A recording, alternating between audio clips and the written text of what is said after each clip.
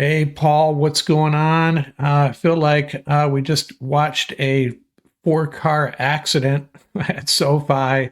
That was not what we were hoping for, not what we expected. But given the various failures of this Rams team in this game, I guess we really can't be too surprised. We said we wanted them; they needed to limit Saquon Barkley. That did not happen, and well, we'll start there. Did we just overestimate where our Rams defense is, or did we just underestimate what this Eagles offense is capable of? No, I think everybody knew that. I mean, the Rams haven't been stellar on defense all year. They came in ranked 22nd in total defense. I think 23rd against the pass. I think they were like 19th against the rush. They haven't played defense all year. We talked about this. They've given up 20 or more points in every game except one. So that part's been consistent. And we said that I'm just baffled. I don't even know what the defensive game plan was tonight. I mean, anybody who watched the game, feel free to add into the comments. Maybe there's something I missed. I have no idea what the defensive game plan was. They should have, whatever they had to do, the goal of today's game plan should have been stop Saquon Barkley, right? Whatever you have to do. And I don't even know some of the looks that, I mean, I'm speechless. I don't even, I'm going to go back to what I said at the roundtable. I said, Yeah, the defensive staff is whoever you want to point out, particularly in that staff. They're overmatched. They need to bring in a little bit of help just to get everything organized. This is another game. and this is probably the type of offense that the Rams just don't match up very well with. Maybe we need a guy like Ernest Jones in a game like this. Maybe we need Yeah, a more a better run stopping defensive tackle or two. I don't know, but this game started out, the Rams are moving the ball, then they have the fumble. They hold the Eagles to a couple of field goals. And, then, our defense actually, or both units played fairly well in the first quarter. Then the second quarter, uh, three straight three and outs. And that's when the game started to get away from us. And the second half, just forget it. It was, the Eagles were off to the races. So credit to them. I think they are, as the announcers were alluding to, certainly a threat to go to the Super Bowl and potentially win it if they can get through the Lions in the NFC. So got to be those two teams right now after what we saw tonight, because the Rams aren't a horrible football team. not at all. They have definitely had some pretty big chinks in their armor, but there was hey, as my special assistant pointed out during the game, you can beat a team like the Seahawks by fumbling at their own 12-yard line and missing a field goal, but teams like this, you can't. And then Saquon Barkley, I mean, that was something else. Now, I have an admission to make here. I completely forgot to bench him on my fantasy football team, and I realized about halfway through. I be honest, I had no intention of doing that, but about late in the third quarter, oh, actually, it was after that second 70-yard run, I realized, oh heck, my let me check my fantasy football score, and I think he put up 44 points for me or something like that. So that eases the pain a little bit, but still not a fun night of football. Yeah, we'll talk about it more at the roundtable. I mean, there's a lot to point out, but the bottom line was, we said it, physicality. Could they match up to the Philadelphia Eagles in terms of the physicality part of it? They did it in spurts, but they could not do it for the entire game. That was the bottom line, right? And then, on the offensive side of it, they couldn't, stand up to the physicality of the Eagles in terms of the pass rush. I mean, they definitely had the advantage. I mean, the secondary of the Eagles was definitely there and was susceptible to the pass. But their offense has been like this all season. It's been very disjointed. And Right. the tight end situation is just at this point it can only be described as like a black hole. there's just nothing there. They can get I mean, Parkinson did have that one play where he finished strong, but other than that, I mean, he was getting blown up in the blocking game all night, and Davis Allen just looks completely disconnected from the passing game. So there's definitely something. The running game couldn't get going. The running game had spurts, but just could not. They couldn't establish anything for the duration of the game. And we'll get into the second half of this post-game reaction. Ian not able to join us tonight. He is on his way back from SoFi. Probably not a happy camper. Paul checked out. He's 3 hours ahead of us, remember, on the East Coast. So I'll try to wrap things up here real quickly. And it really comes down to, well, let's just look at this. This is not a good look for our Rams defense. You don't ever want to see your defense in the record books like this. And that's right, number 9 on this list, all-time single game rushing leaders in the NFL, Saquon Barkley, 255 yards against the Rams tonight. And that pretty much says it all. We talked about the keys to the game, and the number one was limiting Saquon Barkley.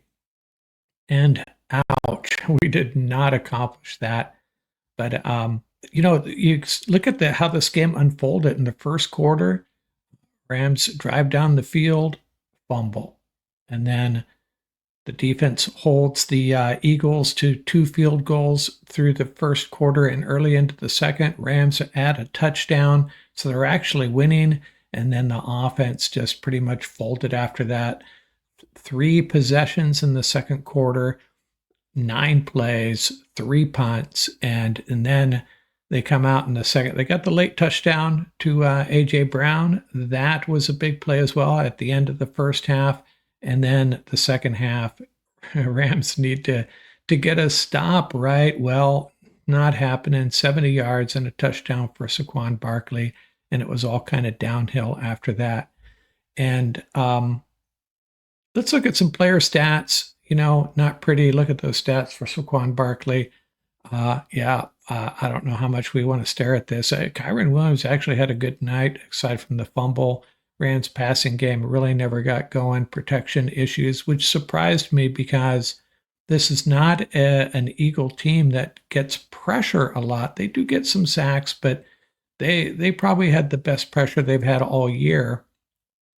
Which and I haven't watched all of their games, obviously, but statistically, they do not bring pressure at a high rate.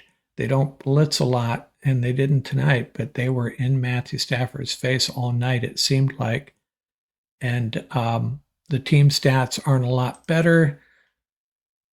Time of possession is really what hurt us as well. Long drives by the Eagles, and those three and outs in the second quarter really tilted the playing field as far as time of possession goes, especially. So I wanted to talk about. I'll throw up the NFC standings here. It's maybe make you feel all a little bit better. But I wanted to, instead of rehashing what obviously went wrong in this game, there were a lot of things that went wrong. I'm going to give you some takeaways, and a lot of them are not good. What are my takeaways from this game? Well, Chris Collinsworth touched on something that I had been considering, and maybe I just didn't want to admit it out loud. But having a pocket passer, an immobile pocket passer like Matthew Stafford, that the advantage of that type of quarterback is maybe diminished in the modern NFL. And we saw it tonight. His limitations, he did have one of his best run of the year. But that aside, it's obvious the issues that a quarterback like Jalen Hurts presents for a defense, as opposed to a quarterback like Matthew Stafford. If things do break down, if the offensive line is getting bested like they did in this game, you got to wonder if the moving forward, if Sean McVay, when he does move on to his next quarterback, maybe he will flex to a more mobile quarterback. My second takeaway is, yes, we have a problem at kicker, and it's a problem that just won't go away ever since Matthew Gay left. And I had high hopes Cardi was going to be the guy, and maybe he still will turn out to be, but we're rolling into New Orleans and I don't know, the entire division is struggling. So I wouldn't say it's a must-win game because the entire division could turn around and lose again next week. But we're rolling Joshua Cardi out there for a critical kick. I don't know, man. I'm not going to feel good about that. But we're going to have to ride with him. We're going to have to ride this season out with Joshua Cardi. By the way, look at that point differential in the NFC West. And a lot of that is due to this game and that loss to the Cardinals, but still not a good look.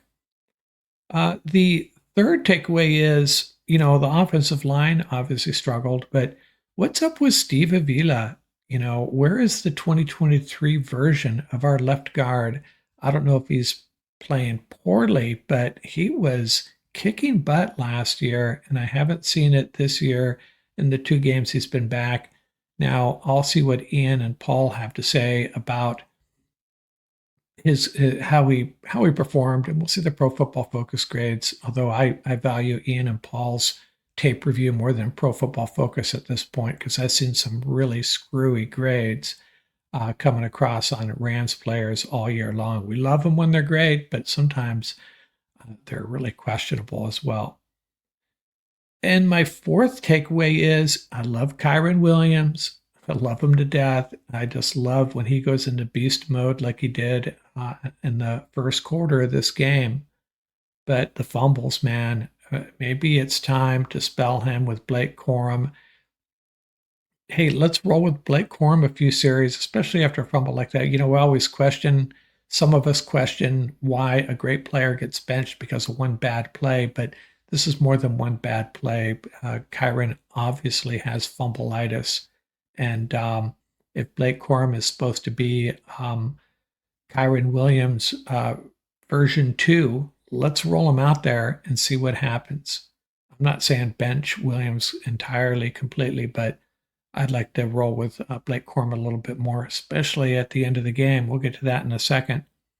My fifth takeaway is our tight ends are just kind of a liability, right? They're adding very little, to this offense.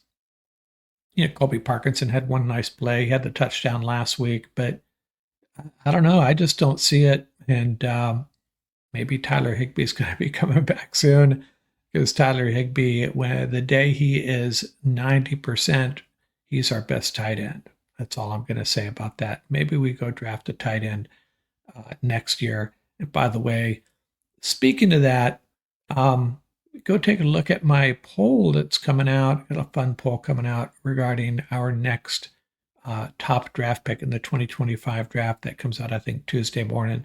So take a look at that. What's my next takeaway? Hey, the refs had a bad night. They had a bad night, and I'm not blaming this loss on the refs, not at all. Actually, they probably helped us more than they hurt us. Those 2 pass interference calls were questionable, especially the first one. The second one, I think the DB was leaning on Puka quite a bit there, riding him into the end zone. Probably still shouldn't have been called, but it wasn't as bad as the first one. And that offsetting penalty where they called was it Landon Dickerson? I think it was for a personal foul, unnecessary roughness, whatever it was, for the gentle shove of, I think it was Jared Verse. I didn't see that one either. And then that situation where they let the Eagles change their mind as far as declining the penalty, that was a little odd.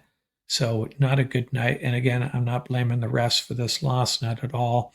This loss goes entirely on a bunch of Rams, a bunch of units, mostly the trenches, I think. And maybe our coaching staff, definitely our coaching staff, as Paul said in the first part of this, if your game plan has to be to slow down Saquon Barkley, complete failure. What's my next takeaway? Can we just get to the NFC Championship game at this point? We're going to let the Eagles and Lions go at it.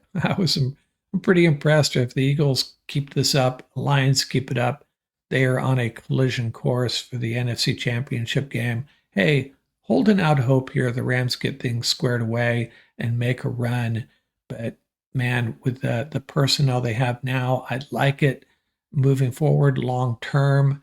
Can they get it done this year against a good offensive team, against a team that really gets after the quarterback on defense? I don't know, man. Starting to really question that. Eternal optimist here, though. Still think the Rams are going to make a playoff run. And what's next? Well, I already mentioned the game plan, the defensive game plan that did it wasn't evident to me what it was. Um, I think going light with the three outside linebackers. I'm not sure how much they did that. Maybe that was a bad play against this offense, but maybe they have no choice. Um, you're going to run Jake Hummel out there a little bit to help Christian Roseboom and Omar Spates. I don't know. I don't know what the answer is, but whatever the plan was, it didn't work. And let's see what else. At the end of the game, the Rams have a really big game next week in New Orleans. And we just want to go in there healthy, and it looks like we will. But we really put some things at risk there at the end there. Matthew Stafford dropping back, throwing passes to Cooper Kupp and Puka Nakua, two guys that have been dinged up a lot during their careers. And I mean, I guess, yeah, sure, we still had a shot, but how realistic was it? I don't know whose call that was. I would have much rather seen Jimmy G or even Stetson Bennett. Was he active? Probably wasn't. See one of those guys out there with Blake Corum and Xavier Smith and Jordan Whittington. Haven't seen him in forever. Let those guys, let them run out there, run some plays, keep our guys safe. No reason to put them at risk that late in the game. That's how I felt about it. So, pretty painful game. Um, just ran into a buzzsaw there. Credit to the Eagles. I think we have a better understanding of where they are and where the Rams are. But can the Rams still win this NFC West? Absolutely, because all of these teams are really flawed. They just need to steal a win here or there and maybe sweep the remaining NFC West games, which I think they can. But they got to play better than they did tonight at SoFi. That is for sure. So we'll be back Wednesday. Ian and Paul will be joining me, and we'll get into it a lot better than we did tonight. It's really tough for Ian to join when he's at the game, and Paul a late night, a 5:20 game on the starting at 8:20 on the East Coast on a Sunday night. That's a tough ask. So we'll get back to it Wednesday night out here from Rams Up.